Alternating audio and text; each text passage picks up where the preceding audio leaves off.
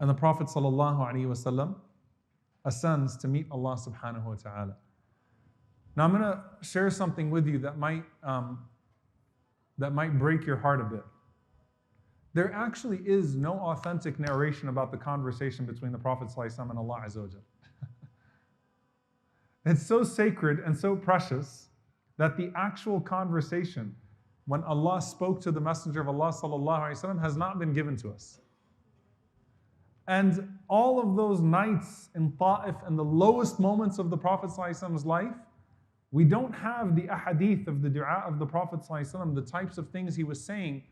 We have a famous narration that's been transmitted without a sanad, which is the famous dua of Ta'if, which definitely captures a spirit.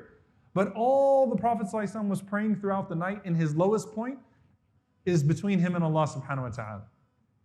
And all that took place between the Prophet ﷺ and Allah Azza wa Jal at the highest point is between him and Allah subhanahu wa ta'ala. It is stored, and may Allah allow us the opportunity to ask our Prophet sallallahu alaihi wasallam what that conversation was like, and to have a conversation with our Lord ourselves. What we do know is that Allah spoke to him directly, and that Allah gave the Prophet sallallahu alaihi wasallam two gifts. Number one is the gift of salah, the gift of prayer, the 5 daily prayers. Right? And they started off as 50 prayers, 50 salawat. Just as Allah called Musa alayhi salam to the valley and Allah subhanahu wa ta'ala spoke to him directly and gave him the order of prayer, Allah has called the Prophet ﷺ to him and has given him the order of 50 prayers. That's number one. What's the second thing he gave him? Does anyone know? The last 2 verses. And so when you read the last 2 verses of Surah Al-Baqarah, that was revealed to the Prophet ﷺ directly in the heavens, directly in that meeting with Allah subhanahu wa ta'ala.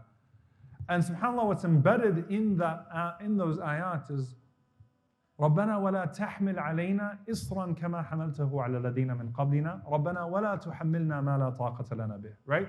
That we're not burdened in a way that we cannot handle. We're not burdened beyond our scope, and we're not given tasks that resemble those of the tasks of the people of the past under which they crumbled. So that section of the Qur'an was given to the Prophet ﷺ alongside a command to pray 50 times a day. Do you see, subhanAllah, what's happening here?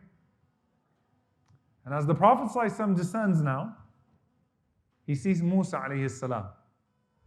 Musa alayhi salam, the inquisitive brother, says to Muhammad sallallahu alayhi wasallam, what did your Lord give you? That he gave me the order of 50 prayers. Musa alayhi salam said, good luck with, doesn't say good luck with that, and make sure you do the tasbih Ibrahim told you about after those 50 prayers. Musa alayhi salam says, this isn't going to work. I know people. I've dealt with an ummah. They gave me a hard time. Some of the ulama said they had 7 salawat. They drove me nuts. 50 is not going to work. I know I had Bani Israel and they give me a headache, but you might love your ummah and they're great people and all, but 50 is not going to work. Go back to Allah subhanahu wa ta'ala and ask him for takhfif. Ask him to lessen it. Now Allah Azza wa Jal gave the Prophet ﷺ a dua to make to lessen the burden. Right? It's establishing a certain type of relationship. So the Prophet ﷺ goes back to Allah Azza wa Jal and it was reduced by half, 25 prayers. وَمَا خَلَقْتُ الْجِنَّ وَالْإِنسِ إِلَّا لِيَعْبُدُونَ. You were only created to worship. And had that command stuck, we would have been doing nothing but worship. Right? It's cut to 25, half. Musa alayhi salam says, go back, it's not going to work. I know how people function. He goes back. Allah Azza wa Jal tells the Prophet ﷺ 10. Musa alayhi salam says, 10 is too much.